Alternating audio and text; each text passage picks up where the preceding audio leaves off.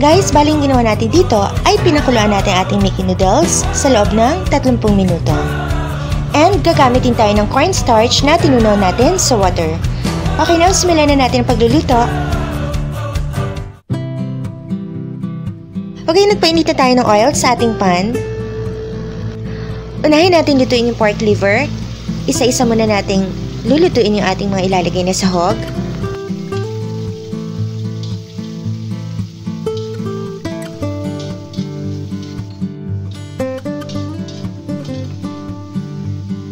Isi-set aside muna natin ito.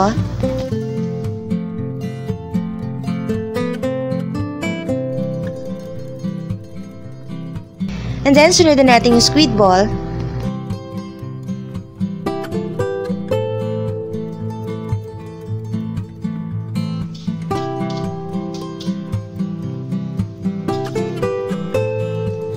At isi-set aside din natin ito. And now, lagyan na natin yung garlic.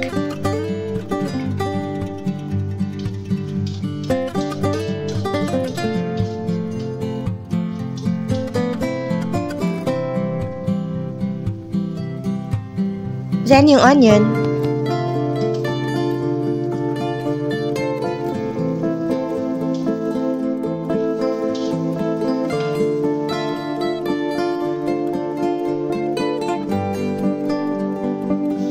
At yung ating pork.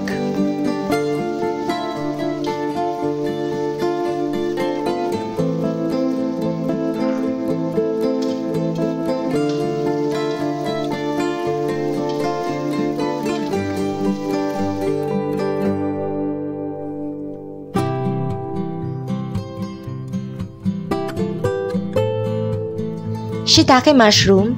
Optional po ito.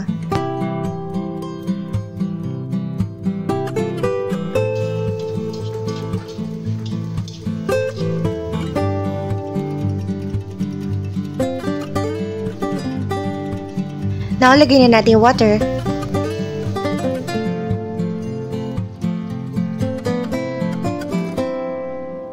Pork cubes. Salt. Ground pepper. Soy sauce. Chopped celery.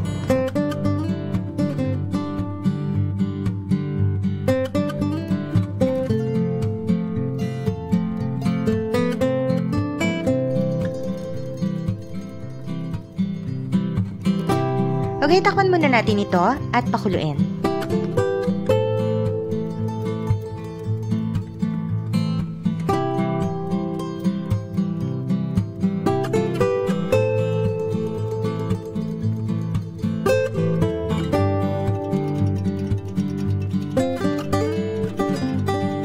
Now, lagyan na natin yung cooked Mickey noodles.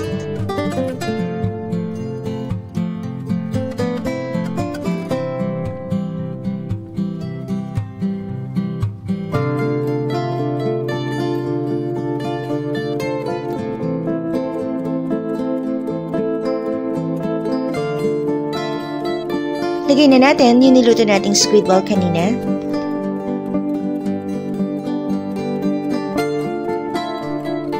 Then yung pork liver.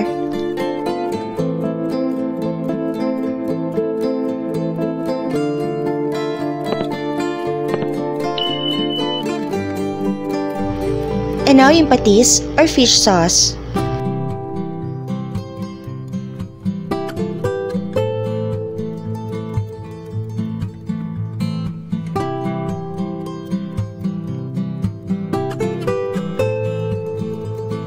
Okay guys, takpan muli natin ito at pakuluin sa loob ng 3 hanggang 5 minuto.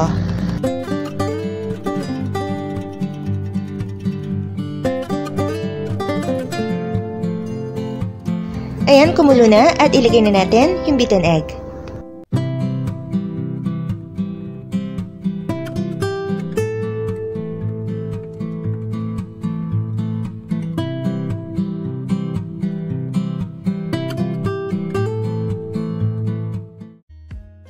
Guys, don't forget, sa pagluluto, lalagyan po lagi natin ng pagmamahal. dahil ito po ang susi upang maging masarap na masarap po ang ating niluluto. Sa bawat halo, lagi po natin sasamahan ng heart! Now, lagyan na natin yung cornstarch na nagsisilbing pampalapot sa ating lomi.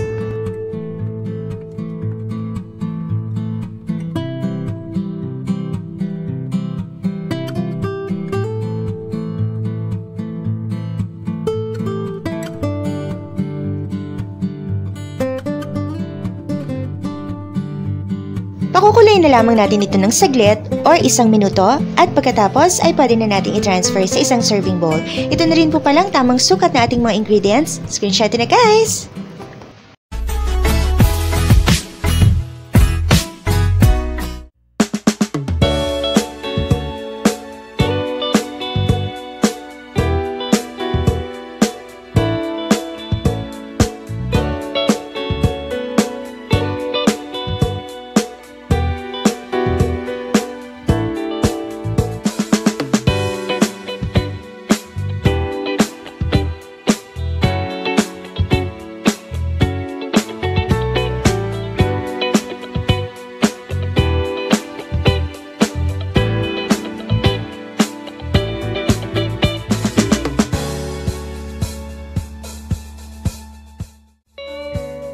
Ready na po ang ating masarap na lomi!